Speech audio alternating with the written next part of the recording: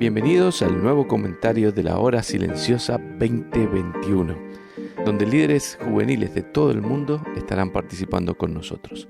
En el día de hoy tendremos a... Hola, mi nombre es Rodrigo Guave, misionero de Palabra Vida El Salvador. Hoy continuaremos estudiando en el libro de Jonás, capítulo 2. Como has venido estudiando en el capítulo 1, vemos el final del capítulo 1 en cuanto el pez tragó a Jonás. ¿Sabes? Aunque Jonás era un creyente rebelde y que se resistía a lo que Dios quería hacer a través de él, Dios no había terminado el propósito que tenía con Jonás, el propósito por el cual él preservó su vida dentro de esta especie de la cual no hay algo específico en el cual podemos decir fue este tipo de pez, solo se habla de un gran pez. Y sabes, es difícil poder también entender el hecho de que Dios haya decidido utilizar esta manera en específico con Jonás. Quizás el Señor pudiera haber ocupado cualquier otro método para poder cambiar la visión y el corazón de Jonás hacia ir y predicar a Nínive. Pero Dios eligió esta manera en específico, quizás por el afecto que realmente iba a tener en el corazón de Jonás, para que él pudiera cumplir con lo que Dios estaba queriendo hacer a través de la vida de Jonás. ¿Sabes?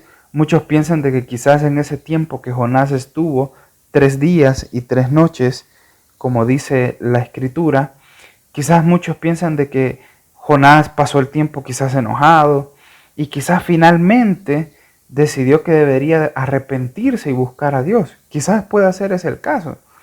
Sin embargo, podemos partir en la oración de Jonás en el capítulo 2, nos va a mostrar que Jonás había clamado a Dios todo el tiempo. La oración de Jonás capítulo 2 vino después de que Jonás recibiera la seguridad de Dios de que él sería liberado. Jonás capítulo 2 versículo 1 dice la palabra de Dios: entonces oró Jonás a Jehová su Dios desde el vientre del pez y dijo: invoqué en mi angustia a Jehová. Él me oyó, desde el seno del Seol clamé y mi voz oíste. Jonás aún estaba dentro del vientre del pez, pero él sabe que Dios era suficientemente capaz de escuchar su clamor. Por eso dice: mi voz oíste. Jonás tenía la fe suficiente colocada en Dios para saber de que él le escuchaba y por eso oraba de esta forma. Él sabía, Jonás en fe, él sabía que iba a ser liberado. Jonás sabía que Dios le estaba escuchando aún antes de que la respuesta llegara.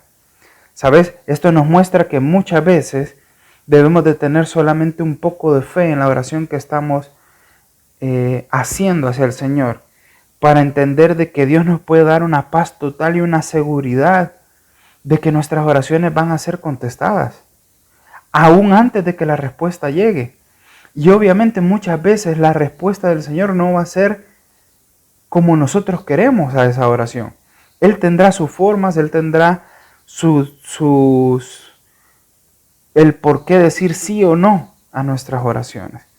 Pero sabes, en el resto del capítulo vemos que la oración de Jonás va a incorporar muchas frases de la Biblia, ¿sí? ¿Y sabes de qué me habla esto? Esto me muestra de que Jonás era un hombre que conocía la palabra de Dios y que la sabía y que la atesoraba en su corazón, porque dentro del pez no había Biblia, no había una candela para poder leer.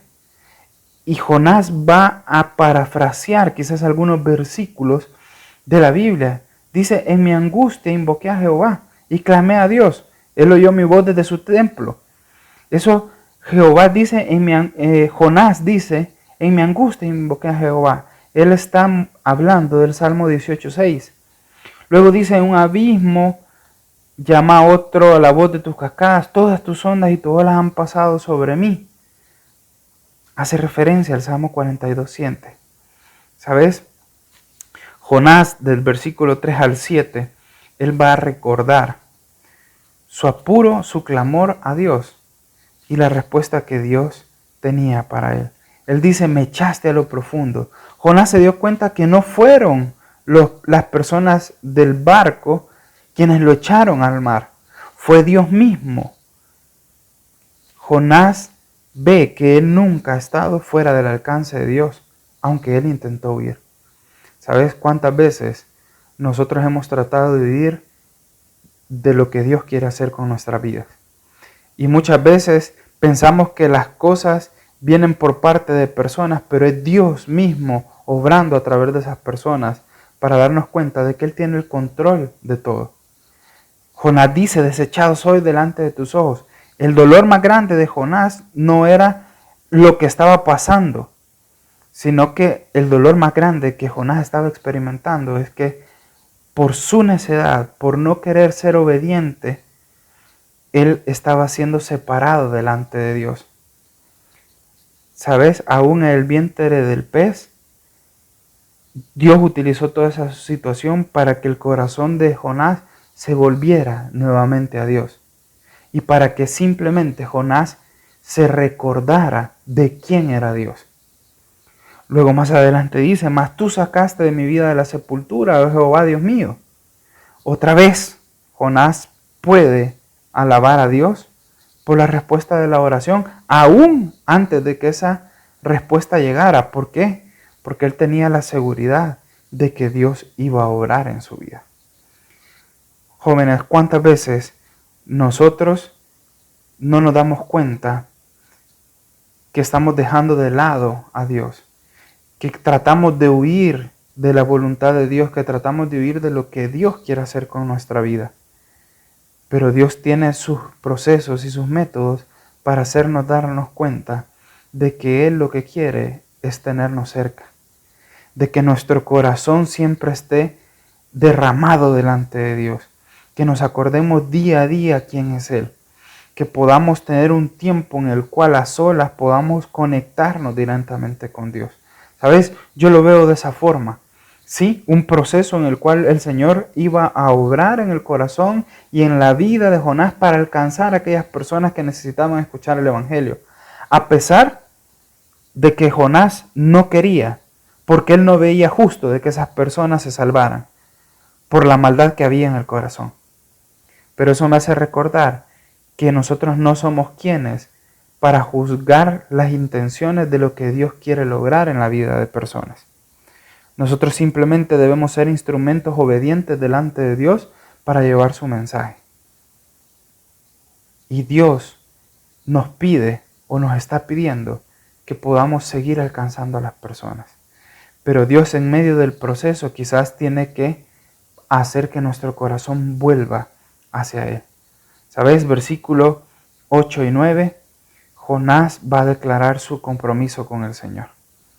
Jóvenes, Jonás dice, los que siguen vanidades ilusorias, su misericordia abandona. Jonás se da cuenta que resistirnos a Dios, el huir delante de Él, es volvernos en contra de Él. Es como ser una persona idólatra. Una persona que pone cualquier cosa antes que la persona de Dios. Jonás dice, mas yo te ofreceré sacrificio. Jonás se arrepiente por huir lejos de Dios. Y él vuelve a Dios con sacrificio y acción de gracias.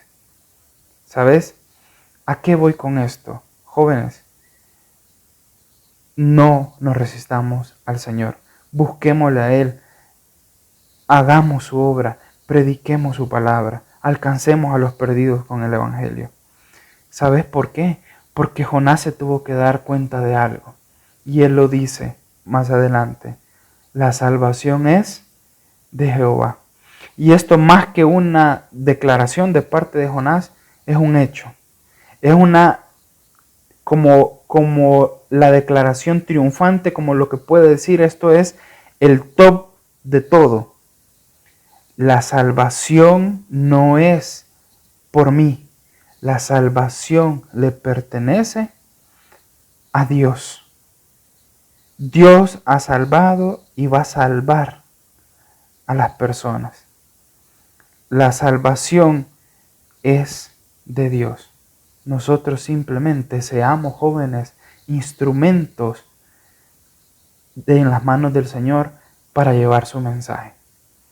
Jóvenes, yo quiero recordarte de que este mensaje, este estudio, no va a sustituir tu estudio con la palabra de Dios.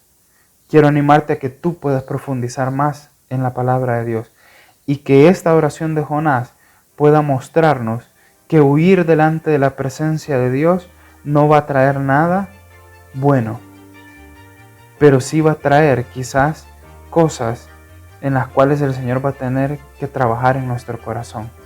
¿Por qué no ser obedientes? ¿Por qué resistirnos? ¿Por qué tener que pasar procesos que muchas veces duelen? Procesos que muchas veces nos dañan hasta darnos cuenta de lo que Dios quiere hacer a través de nuestra vida. Jóvenes, no resistamos al Señor, obedezcámosle a Él. Que el Señor te bendiga.